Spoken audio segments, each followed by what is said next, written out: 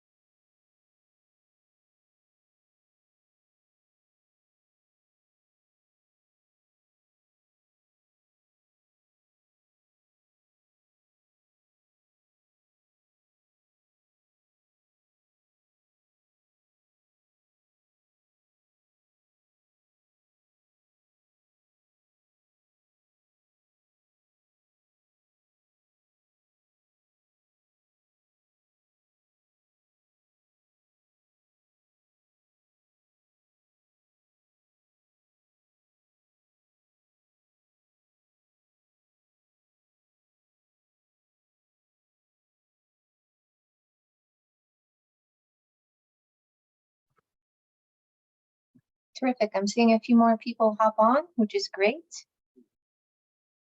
It's a beautiful day here in the Upper Valley. I feel like daffodils and crocuses should be coming up any minute after the cold that we've had. I know I have to be patient, but I'm ready, that's for sure. We'll start off with an icebreaker this morning.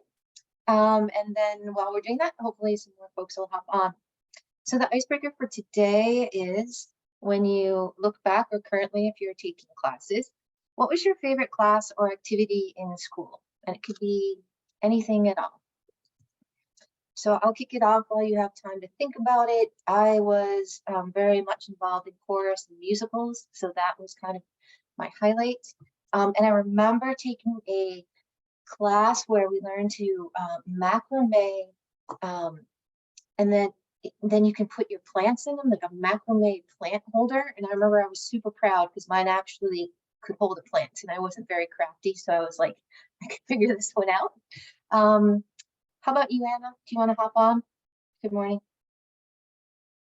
Good morning. I was a lake host for about 6 years in high school, and it was at a very dull, low activity lake, and I used to make macrame plant holders too. So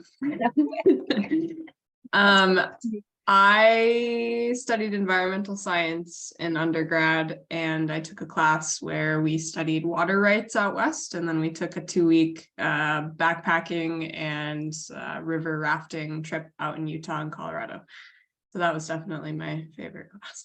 Nice. Rebecca, welcome. Would you like to take a turn? Sure, thank you. I think I also loved my musical classes and chorus and things like that in high school, but I think most formative for me, and that has really stuck with me, is I took an ethnobotany class in college in my undergrad, and it's kind of the study, it combines sociology, anthropology, and botany, and like how people and plants move across the globe and the power dynamics associated with that, and that has created a tornado in my brain since then.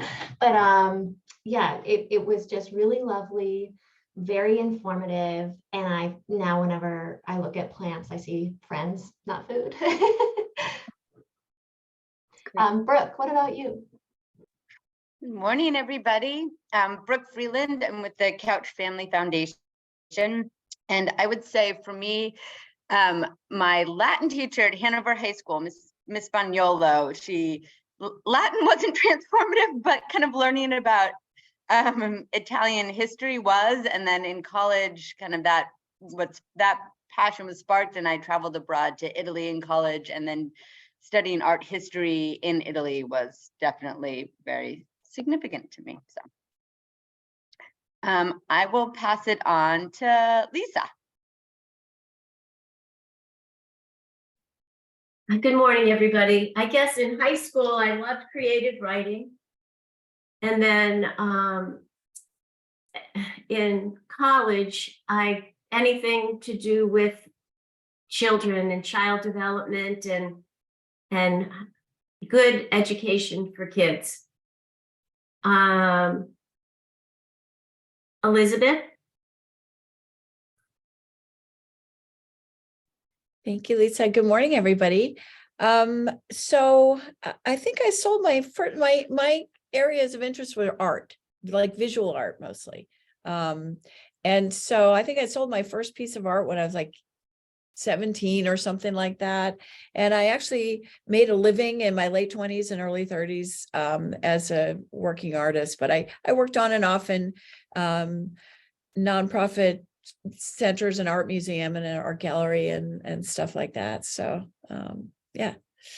How about, who hasn't gone yet? Sarah, you haven't gone yet. I haven't, and I would say, it sort of depend on the level of schooling. An outstanding memory from elementary school for me was 6th grade when we had to do it. We were doing world history or some 6th grade level version of it, and I discovered this concept about history being the blueprint, geography being the blueprint for history, about geography. So after that, anytime I had a chance to do more in looking at geography as it related to social justice, as it related to literature, as it related to anything, it sort of became a template for me. So that's sort of been lifelong holding on to that framework about geography. And then probably there was a social justice course that I had in grad school that was just incredibly powerful. And it was, and keep in mind that my time context for that was in the 1960s. So it was a pretty powerful experience. So Amy, I'll tag you. I'm sorry, I missed the first 3 minutes, and I'm assuming it's something about a course or something that you took that was life-changing or something. Okay, so I'm Amy Brooks, Early Care and Education Association, and a while back I took a course that was designed to work with non-verbal autistic children when they're young, to teach them to speak, based on Skinner's analysis of verbal behavior. It's a week-long course. I went with our speech path and it blew my mind. And we quickly went back to the center and worked with a couple of students, and it worked, and it was pretty amazing. And I still don't hear about it these days, which kind of frustrates me, because it's, 3 of our children were speakers within, weeks of using the Amy, program. I think there's someone on Long Island who's doing this, and there's a woman in Lebanon who is trying to bring this to Lebanon. I need to introduce you to her. Okay.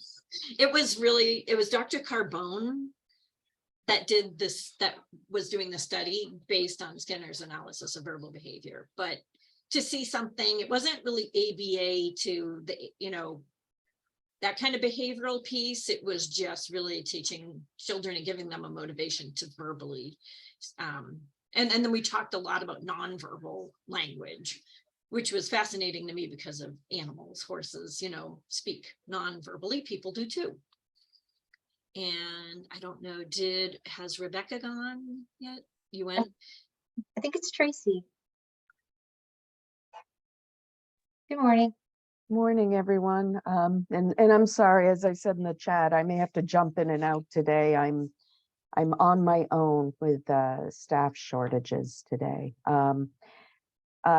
So I haven't had worked in the childcare space, but a course that resonated with me was when I was in grad school. I took an ecology course, and we were talking about population and populations of different communities, from animal and human, and how you could chart it on a J chart. And it was very interesting and somewhat, I mean, I was in a taken an ecology course because my master's is actually in environmental resource management, but I run a chamber of commerce, go figure. But anyways, it was. I think it fits. It does more than you would think sometimes.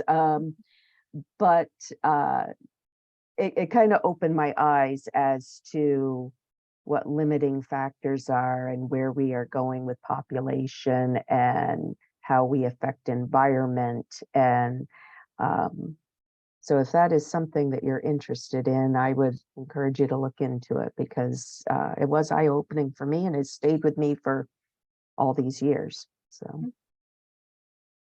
Excellent. Well, thank you everybody for sharing. We have some legislative updates. So the two things we're going to try to focus on today is what actions are we going to take over the next 2 weeks until our next meeting in regard to amplifying the voices about ECE. And as you can see from the listserv, there's a lot of opportunities to weigh in at the legislative level. A lot happening in Vermont right now, and just so much happening in New Hampshire. I hope that the format that we've been using to send it out, where you can see the bill and then know the step-by-step to quickly go in and support the bills that are on the table, is helpful for everybody. And I was wondering if there's anyone who wanted to provide, is there any new information that we need to know about in regard to bills coming up? I know there's the omnibus and several others in New Hampshire. Are there any others that we should be keeping our eye on that are coming in the next couple of weeks? I don't know if any of you have heard of any that are Just it's interesting about the yin and yang of things, and just I think it helps to be aware of how complicated things are. So Sean's proposed bill, where Sue Prentice has been one of the people to sign on, continues to move through the steps. This is the one that would give towns the right to waive property taxes for early care and education programs.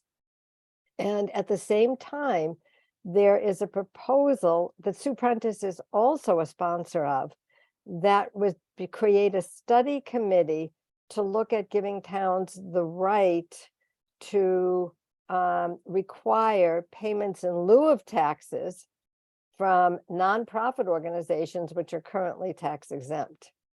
And that would, Sean's would open up some possibilities potentially. This other avenue, if there were a committee and if they were in favor of it, would shut down some of the opportunities that at least the nonprofit centers have. So, I think that there's going to be there are other groups that are, because this affects the entire nonprofit community, I don't think we have to be taking this one on particularly. We need to stay focused on the early care and education, but it just is something in the back of your head to be aware of, that there are so many entry points for both making things easier and making things harder. So, and since it's Sue Prentice that's a sponsor of both of these, it just felt a little contradictory. Do you know which committee that one would go to? Bizarre to me. It's SB 84, and I will look at it while I'll see if I can find it while we're talking. Thank you for that update. Yeah. And then the only other thing is that there is going to be real sausage making in Vermont around the big childcare bill that Let's Grow Kids has been working on for all these years, because the bill that Senator Hardy put forward would really got focused in on the 4-year-olds and making. Right now, Vermont has a hybrid system of both public and public schools and childcare being able to get access to funds for 10 hours a week of pre-K for 3-year-olds and for 4-year-olds. Her bill would make full day pre-K for 4-year-olds a responsibility of the Department of Education and all the public schools, taking all the 4-year-olds out of early care and education, out of community settings, and taking all that money out of the sector. So this is a piece that was not anticipated. So there's lots of hallway work and behind the scenes conversations and negotiating going on in Vermont.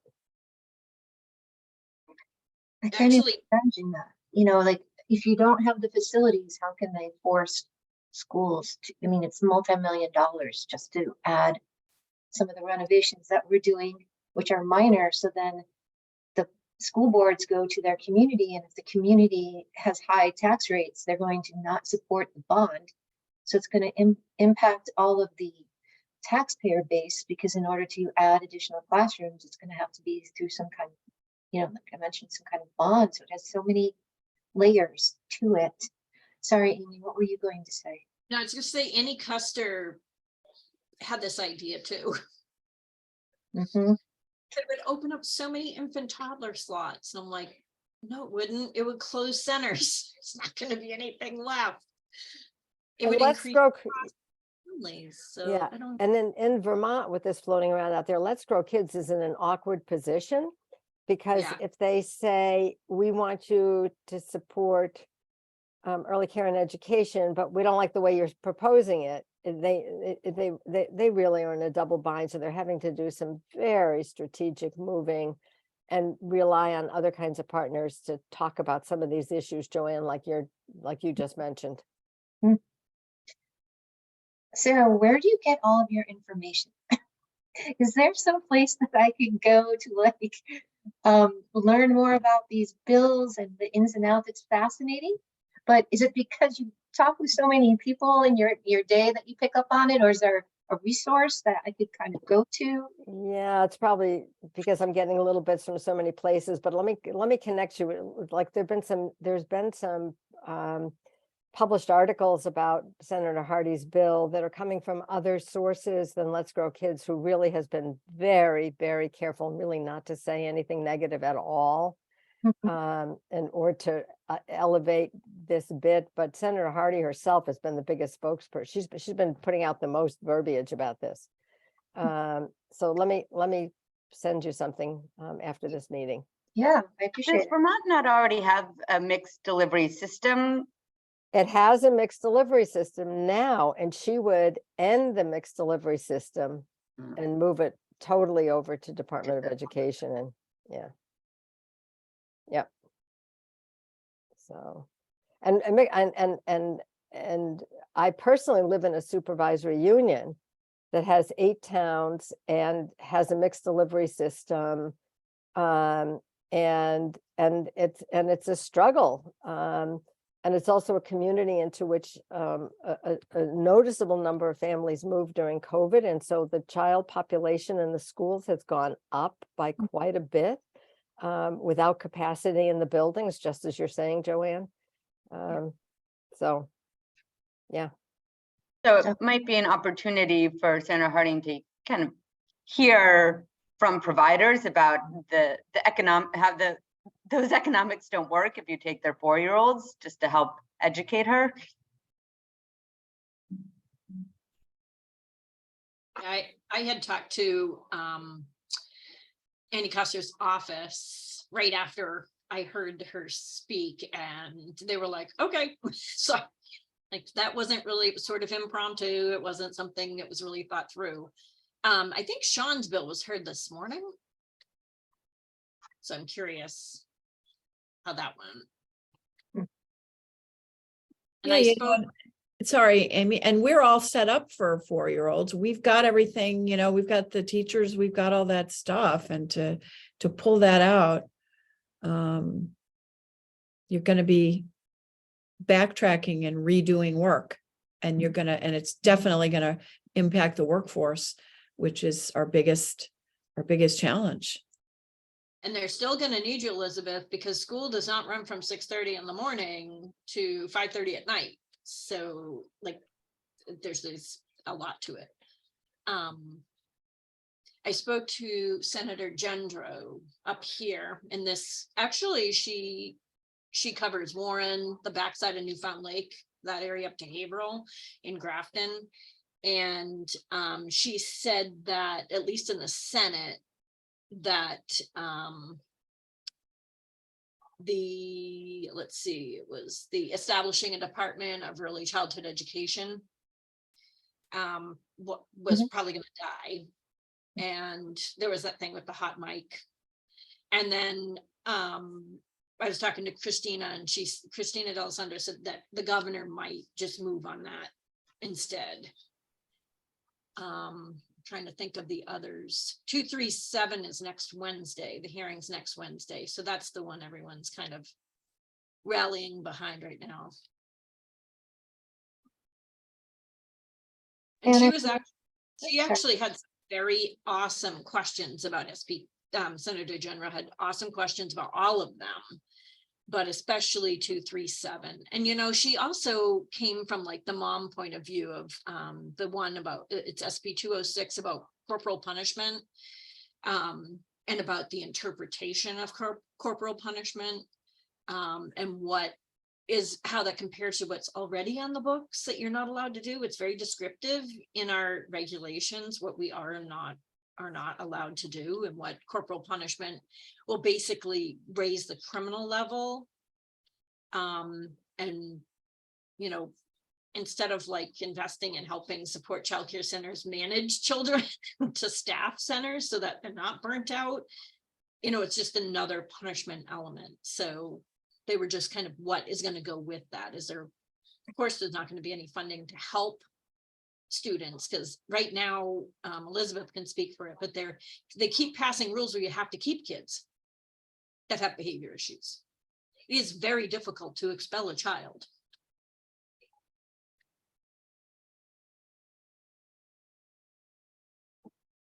And I was wondering if you could check some of the emails that we sent to see if 237 was one of them. And if not, we could push that out to with the steps and which house it would go to. I would appreciate that. Thank you. Sounds good. On the Vermont side, I just put a link to the synopsis of her legislation that was in the VT Digger yesterday. And it doesn't have an analysis, so you have to read it and think about what the meaning of things is. But there is a whole big section on there on the pre-K 4-year-olds. Thank you. I'm going to try to share a screen so that we can look at where we are with Week of the Young Child. And Amy, I reached out to the city managers, Sean being one of them. And then Sean gave me the contacts for Hartford and Enfield and Norwich. The city manager or town manager from Enfield wrote me back, and I wasn't sure of the answers to his or her questions. So I'll send that email to you.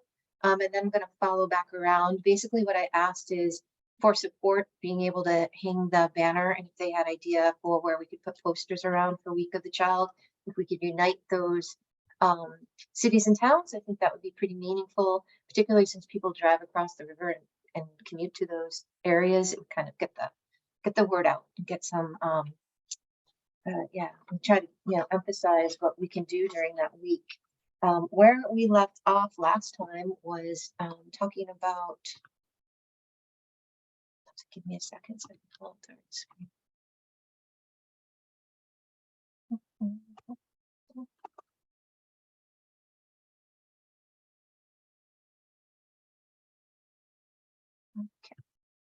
I just put something in there for Elizabeth. There's a reference. It's that there's a PowerPoint. It's a link to a PowerPoint that includes that reference slide, and you can click on the reference slide to get to the bill. Great. I think that the week of the Unchild is actually April 1st through 7th, not 2nd, right? Is that right? Because I've typed it enough times at this point. I think it's 1 through 7. So we talked about the ID cards. We talked about the posters. And in one of our last meetings, Amy, you shared the design with the flowers with the hands on them, and moving forward with that. As far as using, big logos in the Upper Valley, Anna, you and I can maybe do a Zoom meeting early next week, and we can separate out the different ones that we can contact, and we can partner on that. And then, have you had a chance, Anna, to look into businesses about discounts at all yet? You might not have. I haven't looked into specific discount or specific businesses. I have a list going of general like co-ops and such, but I think I was thinking more of we should focus on the businesses that ECE educators would benefit the most from. Like, it wouldn't make sense to ask for a discount from a business that they just aren't going to shop at or use. So my brainstorming was starting with like local hairdressers or co-ops or local grocery stores, local office supplies. And then I started down the rabbit hole of looking at what bigger chain businesses we have around here that already offer discounts to teachers, and all of them start at kindergarten. None of them start lower than kindergarten. So that's definitely a good talking point when we go to businesses. Pick me. I could, Anna, I could talk to my team and maybe, we give discounts to our teachers at our spa and salon. Yeah. So, we could do that. And we're open weekends and evenings and stuff like that. So Yes, that would be awesome. I could, you could start with River Valley Club, spa, salon, and barber. Yeah, sounds good. Yeah, let me get a percentage of discount on that. Awesome. Yeah. Cool. Yeah. Awesome. And also just a little tidbit on logos. We're good to go for Vital Communities logo on everything. So Wonderful. Thank you.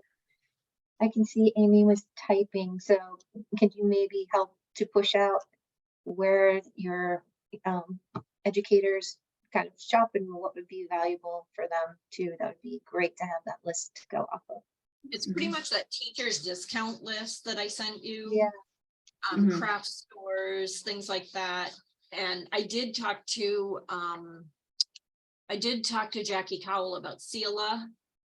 And when I saw the list, it was like Christopher and Banks.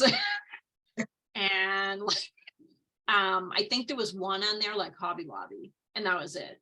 Staples wasn't on there. Office Depot wasn't on there. And there were a lot of things that just weren't really relevant to early childhood teachers, unless they wear Christopher and Banks, which is fine, but most of them can't afford that. So. Okay, so we'll keep moving ahead, and if other people have ideas as to places for us to look at and to discounts, I think at one point Irving Oil did something with our school district. So I'm thinking about, we talk about utilities cost and how expensive it is to run centers, and maybe there's something along those lines that we could, find an organization that might be interested in doing that too. If you gave me like some categories, I might be able to reach out to some of our members and just say this is going on, and give them an opportunity to participate. Super. Yeah, that would be fantastic. I haven't followed up on electronic signs on the roads. I thought I would start with Sean because it seems as though it would be a city town kind of thing, and I don't know legally what they can do and can't do. So I thought he'd be my point person for that. I don't know, Amy, if your group would be doing lawn signs, or we, with the pattern, but smaller scale to put around, or if that was part of something you were considering or not. I know it was the banners and posters, and I know cost was an issue as well. Oh, sorry. Go ahead, Anna. I was just going to jump in and say that Vital Communities also has some funding for this. So if anyone has any funding concerns, just shoot me an email. And I think the lawn signs would be pretty cool if we could have the smaller version of it. It's very catchy, and I think that would be pretty neat to put around. So I have to circle back with Jackie in regard to the governor proclaiming the week. Sean, said if we give him the blurb, which is something that we wanted to work on today, if I gave him the language, he would be willing to do that. I made some other contacts.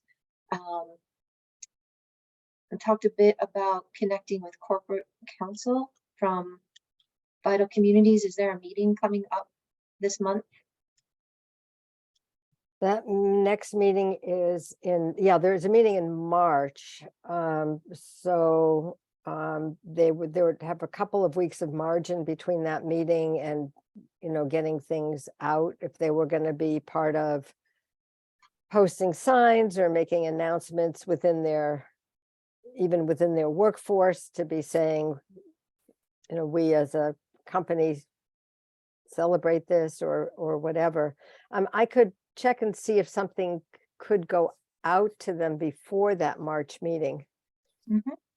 I'll make a note of that. Thank you. And also checking in with Sarah Jackson about municipal leaders group 2. That would be great. Actually, I could talk with, since I would be talking with her about corporate counsel, I could talk with her about both if that would take one thing off of somebody else's platter. That would be great. The advertisements we can put together and put in newspapers, because there is usually a cost associated with that. I have done the spotlight in the Valley News for many years now, and it's a great way to let the community know, particularly those who don't have children in our schools, what's happening in our schools. So I'm thinking, Amy, if you could work with Anna to kind of allow the banner to be used in a newspaper ad, and then pictures of children. There's nothing like pictures of children that capture people's hearts. And so if you have a couple pictures that we could put into the ad, and along with the blurb that we're going to work on today, and that might work out really well. We can talk about media. And then we had a list of where to display posters once we get those up and going. And this was the draft to businesses asking for support that we can flush out a little bit and fill in. I wanted to hop on to the actual, I saw the website for Week of the Young Child. Where did I see? I have to move this down.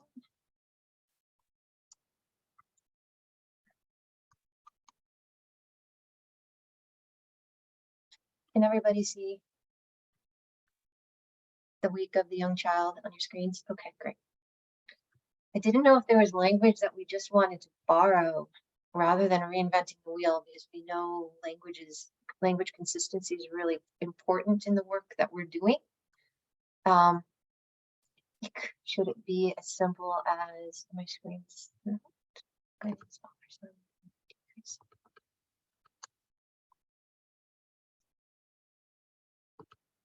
borrowing something about NAUIC's 2023 Week of the Young Child celebration, and just to join us for annual events celebrating early learning, young children, their teachers and families. And then I think we'd want to add 0 to 5 years, or birth to 5 years, because as Amy pointed out, not everybody considers that group when they're thinking about young children. They often think about kindergarten or first graders. And then this wasn't really working last time I clicked on it, so I'll try it again. But I'm under the event map and proclamations. I think what they were trying to do is gather different organizations and put the information up on here, but it didn't really look like it was being populated. So what would we want our messaging to be for Week of the Young Child?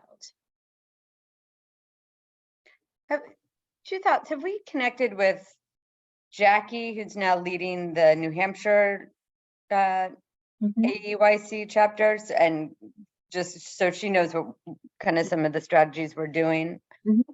And then second, is there a fundraising opportunity for providers? I don't know if they can post something on Facebook and make a Facebook donation page, just a way to try to get some donations as they're increasing awareness. It's a great idea. Or, you know, some of our language could be, you know, support your local early childhood education providers. Yeah, let me go back to, we can look into that for sure. And so as our group, we are advocating, we're trying to get the word out, we are trying to support, so we're not running Week of the Young Child. I like what Brooke was saying about getting the word out. What I could do, unless people have thoughts right off the top about what you'd want to say, is I could pull something together and share it as a Google Doc with this group. And then we could kind of wordsmith it together rather than trying to do it on the fly right now. Does that make sense? And I think I'll work with Amy first and Anna so that I'm not understanding what the Week of the Young Child is all about.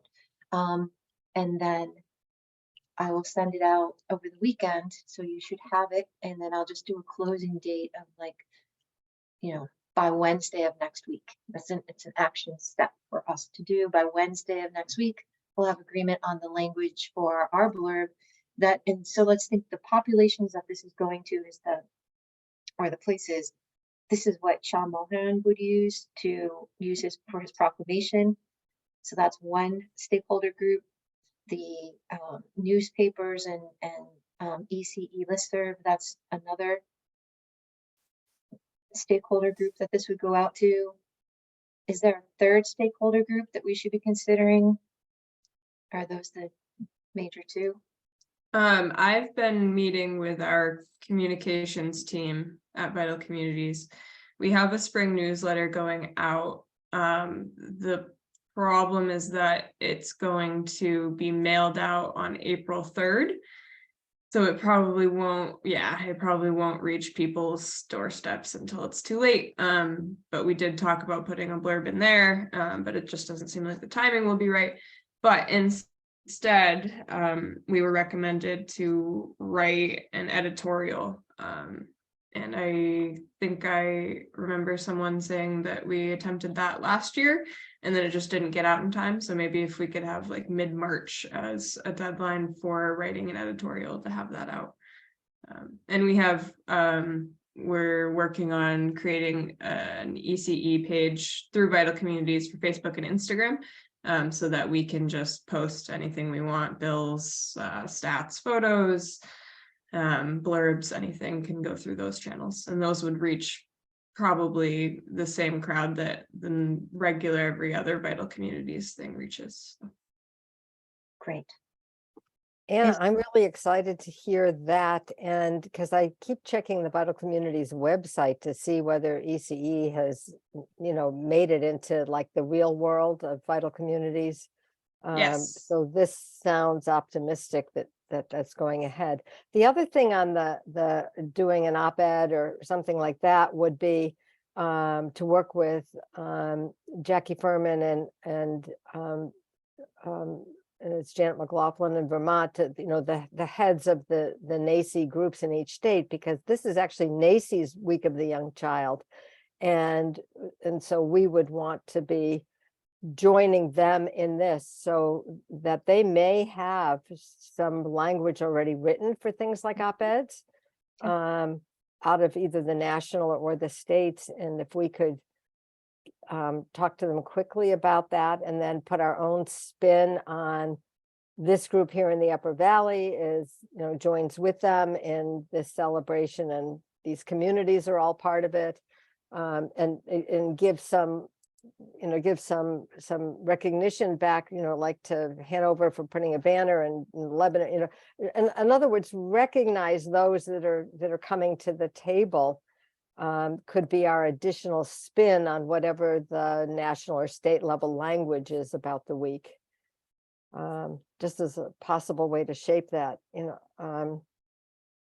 Amy, are you talking with both of those people at this point? I don't. Again, if anything we can streamline in communication as opposed to duplicating conversations would make sense. On the Vermont side, no, but and Jackie hasn't, I talked to her, I don't know, it might have been now almost 2 weeks ago, but she hadn't heard, so she hadn't heard anything. So I don't know. It doesn't sound like New Hampshire has an event or any kind of anything planned as a state. Okay, so we may need to pull them in as opposed to them having us add on to them, but so maybe it's worth checking in with Vermont. Okay, I could do that, but if there's somebody better positioned to talk. I've spoken with both of them. I don't have a problem at all connecting with both and saying, we want to support that week. Do you have any events that we can hop onto, or, there's still time for us to do something together, even if it's a small step, it's a step. And But we even, don't do something huge. and even saying everything that is going on here in this area, that could give them some energy, and that could give them something to hold on to too, then would be additive to us. And Brooke is just, both Tracy and Brooke have put comments in the chat. Tracy about the week reserved for the banner, and Brooke about buying ad space in the Valley News, the QR code linking back to ECEA website or Vital Communities webpage, or both. Wherever kind of we have a flyer information about ways to support Week of the Young Child. I think I was just looking at the Valley News, and I'm like, I wonder if there's a Coldwell Banker buys a full page. Sometimes they do like Nurses Week. They'll do their ad, and then they'll do we support National Nurses Week or whatever. I wonder if we could find some of those bigger ad people, automotive dealership or something like that. Then we get free exposure. Yeah. And then I was just on the Vermont AUIC website, and they have a $500 grant toward an event. You have to have a VAC member, which I am, and then a early childhood education organization, which we are. And then the activity take place between, during Week of the Young Child. So that could go toward, costs for the Vermont side banner and the Vermont side activities. It's $500. The deadline's the 17th. So I think I'll just apply for it anyway. And then we'll figure out what to do with it later. And if I could just pitch in, you guys are probably way ahead of me on this one, but I think, there's so many needs out there now, and there is a lot of buzz about childcare, but if for that week, we could focus on, rather than talking about the centers, talk about what it is that the children need in order for their education, and we can, my emphasis would be on what children need before they get to school to get ready. And then, by the way, where do they get that? They don't get that at home, staying home with their parents who are working remotely at home. They actually get that by being with other children and from educators, because people just forget what it is that we do.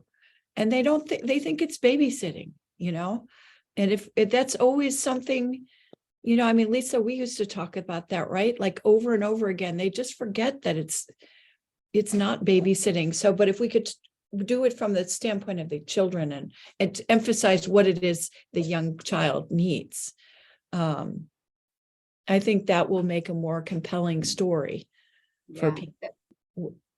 So to that point, it's a good excuse or opportunity to invite an elected official to your program to see it in action and say, in honor of Week of the Young Child, we come read a book to come to story time or. I love that, Brooke. That's a great idea. In fact, Wednesday, I think I mentioned to you guys that I was trying to reach Sue Prentice, and she came in here to get her hair done or something, and I grabbed her, So now I have to have an ask to go back. Oh, call me anytime. So that's what I'll do. And I'll have her come for that week. That's great. Love that. And she can call the media or whatever she wants to do. Added to the chat, Rebecca mentions New Futures Working Families Advocacy Day, and that's the work that Deli's been doing with New Futures and SCAN. That day is the 22nd. We've talked a little bit about people showing up. It's an important event for us. And then Amy had a concept idea of doing something simple like that, a visual image for 90% of a child's brain is developed by age 5. So that's very catching and to the point. So we could look at that as well as part of like did you know, like part of maybe besides the photos of children and things like that, kind of a few did you knows, maybe 3 that stand out like that one might be great to put along with the advertisement that goes into newspapers or a radio announcement. Something short but to the point would be great. The Valley News historically has had a block of time in which nonprofit groups could get at a very, very, very discounted rate, both half page or whole page space to put whatever they want that would be, making their organization visible in the community. And I'm thinking that is in the spring that they generally do that. It tends to be when their other advertising, space is not, when their advertising space is not otherwise occupied. I'm trying to think if they did that last year. We could check with them and find out, because that could be a time to really get, especially if it would coincide with this in some fashion, to have a whole page about this crisis, about all of these opportunities. Just so many messages could be wound in. Could you check that, Anna, as well as some of the local papers? Getting Concord Monitor, Union Leader, it's outside of the Upper Valley. I think, though, they might give some spotlight to it. There's a really good writer. When I read the Concord Monitor every morning, that he does great stuff with schools. So he might have an interest in early childhood, writing about the need for early childhood. I'll try to think of his name. I know if I saw it, I would recognize it. Heading down south. So what is the Claremont newspaper? The Eagle Times. Okay, so Eagle Times. And what would be, so the Vermont Digger is all of Vermont? VT Digger is an online paper only. Okay. And is all of Vermont. It's sort of like the Granite, there's the Granite State News Collaborative that puts stuff out. So 7 Days and VT Digger and those group of publishing organizations in Vermont are kind of like that equivalent body in New Hampshire. And then the print newspapers around, there's the White River Valley Herald, which is sort of toward our northern end, and then Bradford's got something I think that comes out either weekly or monthly, and then Vermont Standard is weekly, out of Woodstock, and Valley News, Concord Monitor, owned by, that have the same owners, they're the same company. Great. I'm getting lots of information from this chat as well. Very active. So Rebecca, can you talk a little bit about No Small Matter? Sure. So it was on my radar from the Windsor Southeast Supervisory Union. One of my colleagues has kids there, and it is a documentary about kind of all of the things that we are kind of circling around with early childhood education. It's about the importance of a strong foundation before kids get to kindergarten. It's really well done. It tells the story from all of the different stakeholders' perspectives. It does cover how economics play into it, how access plays into it. I'll send a link to the trailer. I don't have a link for the whole documentary that isn't password protected, but I'll certainly reach out and see if I have permission to share the password and then send the link along as well. But they've been really rigid about controlling access to that. Oh, really? Yeah. Yeah. It's been out for about 4 years now, I think, and I agree with you. I think it's fabulous. It's good. Yeah. Okay. Well, that's good to know. The Montshire did it. I don't know who hosted it. A screening at the Montshire, but probably 4 or 5 years ago when it first came out. But it's worth Let's Grow revisiting. Kids hosted that. Okay. Yeah, there are a few different towns who during COVID set up, socially distanced movie clubs. So that was kind of what came to mind as a way to get it out to the community. And then in the conversation about other publications, I think listservs are a really high, high touch point email for a lot of people. So we could certainly put things there and be seen by a lot. Fantastic. And Amy, yes, if you could ask Patrick, who could write something, that would be wonderful. Daybreak, if you're not familiar with it, it's wonderful. It captures all the key things that are happening throughout the state. And it's a quick read every morning, and then even has links to the actual articles, and it has everything from photos of foxes to key things that are happening. So it's And you recommend a music list for the day if you scroll all the way to the end. Yes. So if you haven't hopped on there, it's a great resource, and it's something that we can use. I know I've seen, I can't think of the name of all of it, but Holding Hands with Eloise Ginty. She started a nonprofit doing that work, and they'll often put a blurb in there. So it's another resource, Anna, that we can think about putting out. And then, so there's the link to the YouTube. Tracy, oh great, New Hampshire Business Review will reach businesses. So that's another key thing that we can do. Oh, this PowerPoint has a great list of current bills. Wonderful.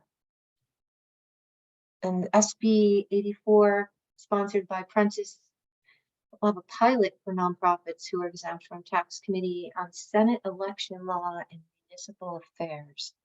So that's one that we'll want to keep an eye on and put the steps in it. It sounds like we are asking people not to support that one. That's the one that would not benefit early childcare educators.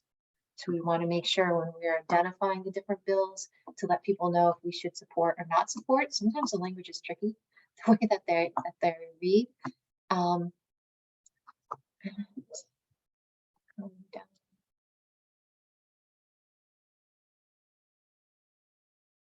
What does SELA stand for? SELA? It's the Shared Early Learning Alliance. And I was just in there because right now we have free memberships, and in order to access, so I clicked about 10 times to find Staples, and it says a consultant will contact me shortly. That is not how directors are going to act. So they have one resource for savings, and the rest you have. I don't think that's going to work. And when I click local vendors, it's a AAA membership and that's it. And anything else you have to pay extra for a CELA premium membership to access. Propane discounts, wireless savings, insurance savings. So I don't know. And how much is that premium membership? You have to contact CELA. You know, anything that takes more than 2 clicks doesn't get done.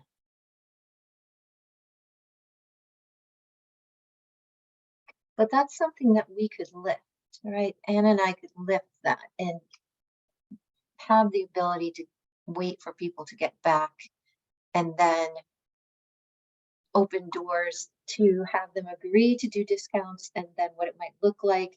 We could talk to them about the ID cards and how that might work.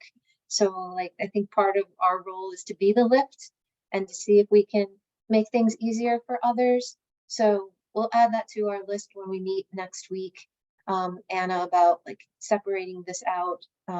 Is the CELA website just something we go to, or can you send us the link? You have to be a member. Yeah. Okay.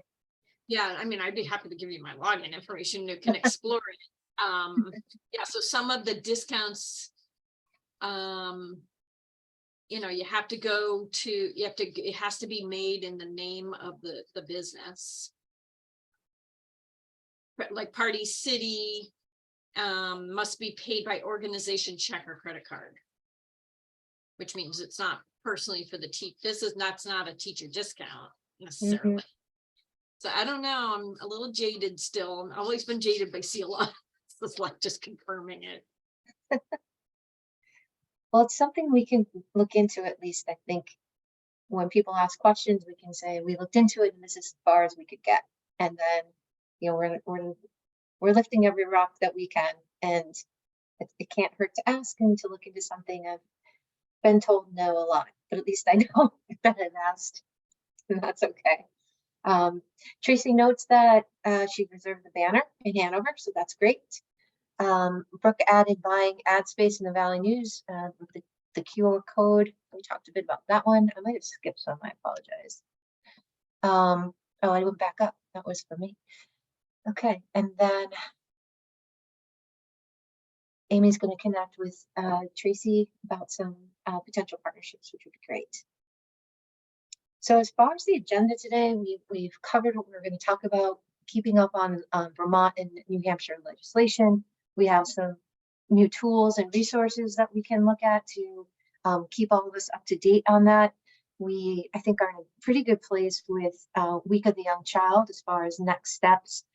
Amy, should I still work on the blurb to share out, or is that something that you're going to ask Patrick to do?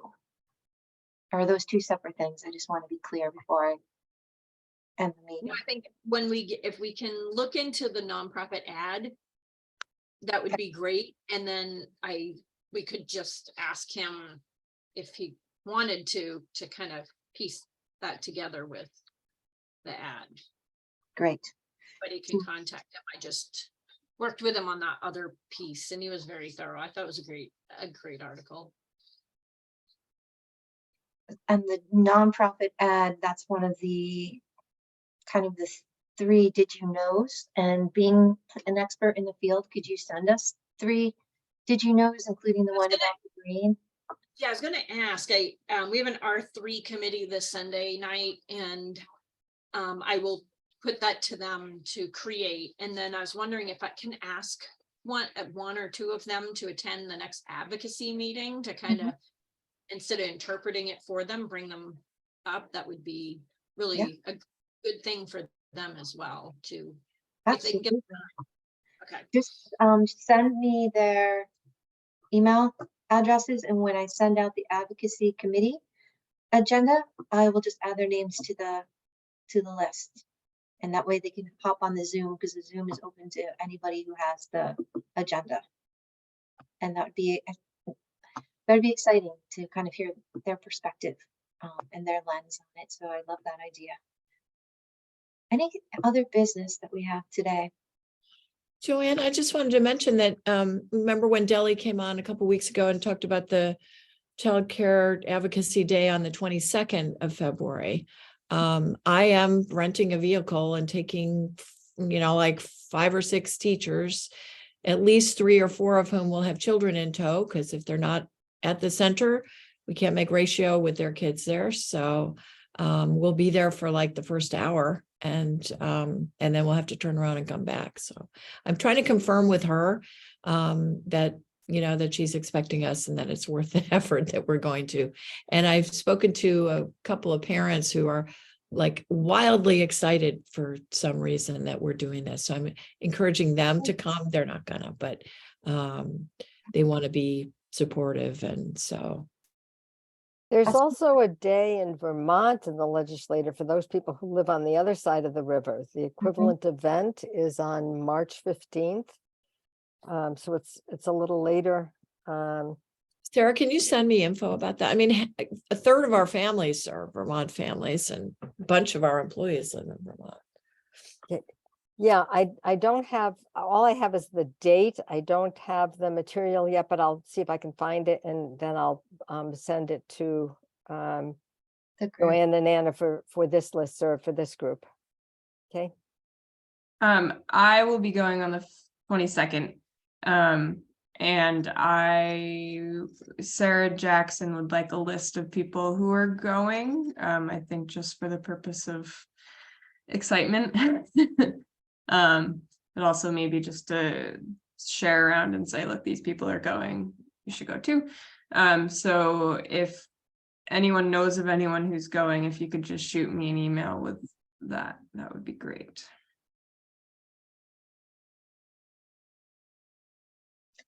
Okay, hearing that there's no other business, I hope everyone has a fantastic weekend. Thank you so much for your time. It's exciting to be doing this work, and I will talk to you soon. Take care.